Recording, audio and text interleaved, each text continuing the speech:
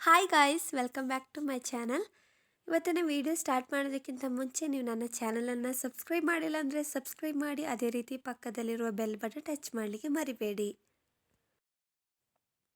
ಮೊದಲಿಗೆ ಕಡಾಯಿ ಬಿಸಿ ಮಾಡಲಿಕ್ಕೆ ಇಡಬೇಕು. ಕಡಾಯಿ ಬಿಸಿ ಆದಮೇಲೆ 2 ಟೇಬಲ್ ಸ್ಪೂನಷ್ಟು ತುಪ್ಪವನ್ನು ಹಾಕಿ ಸ್ವಲ್ಪ ಗೋಡಂಬಿ ದ್ರಾಕ್ಷಿಯನ್ನು ಹಾಕಿ ಲೋ ಫ್ಲೇಮಲ್ಲೇ ಇಟ್ಕೊಂಡು ಚೆನ್ನಾಗಿ ಫ್ರೈ ಮಾಡ್ಕೊಳ್ಬೇಕು.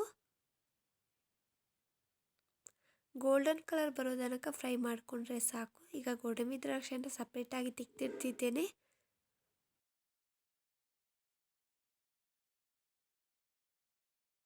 ನಂತರ ಅದೇ ಕಡಾಯಿಗೆ 1 ಕಪ್ ತುರಿದಿಟ್ಟಿರುವ ಬೆಲ್ಲವನ್ನು ಹಾಕ್ತಿದ್ದೇನೆ.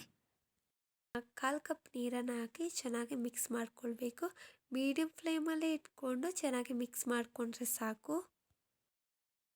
ಬೆಲ್ಲವನ್ನು ತಗೊಳ್ಳುವಾಗ ಕಪ್ಪು ಬೆಲ್ಲ ಬೇಕಾದರೂ ತಗೊಳ್ಬೋದು, ಇಲ್ಲದಿದ್ದರೆ ಬಿಳಿ ಬೆಲ್ಲ ಬೇಕಾದರೂ ತಗೊಳ್ಬೋದು. ನಿಮಗೆ ಯಾವ ಬೆಲ್ಲ ಇಷ್ಟ ಆಗುತ್ತೆ ಆ ಬೆಲ್ಲವನ್ನು ತಗೊಳ್ಳಿ.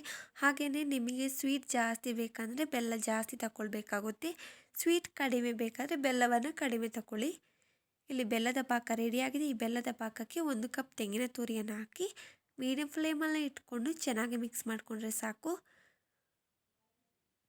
1 ರಿಂದ 2 ನಿಮಿಷ ಚೆನ್ನಾಗಿ ಮಿಕ್ಸ್ ಮಾಡಿಕೊಂಡ್ರೆ ಸಾಕು. ಈಗ ಸ್ಟವನ್ನು ಆಫ್ ಮಾಡ್ಕೊಳ್ತಿದ್ದೇನೆ. ಬೆಲ್ಲ ಮತ್ತು ತೆಂಗಿನಕಾಯಿ ತುರಿಯ ಪಾಕಕ್ಕೆ 2 ಕಪ್ ಅವಲಕ್ಕಿಯನ್ನು ಸೇರಿಸುವ. ಅವಲಕ್ಕಿಯನ್ನು ನಿಧಾನಕ್ಕೆ ಮಿಕ್ಸ್ ಮಾಡಿಕೊಳ್ಬೇಕು.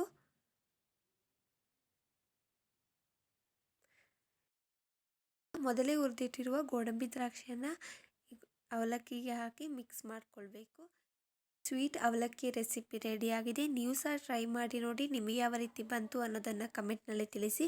ವಿಡಿಯೋ ಇಷ್ಟ ಆಗಿರುತ್ತೆ ಅಂತ ಅಂದ್ಕೊಳ್ತೀನಿ. ಇಷ್ಟ ಆಗಿದ್ರೆ ಲೈಕ್ ಮಾಡಿ, ಶೇರ್ ಮಾಡಿ, ಸಬ್ಸ್ಕ್ರೈಬ್ ಮಾಡಿ. ಹಾಗೆಯೇ ಪಕ್ಕದಲ್ಲಿರುವ ಬೆಲ್ ಬಟನ್ ಟಚ್ ಮಾಡಲಿಕ್ಕೆ ಮರಿಲೇಬೇಡಿ.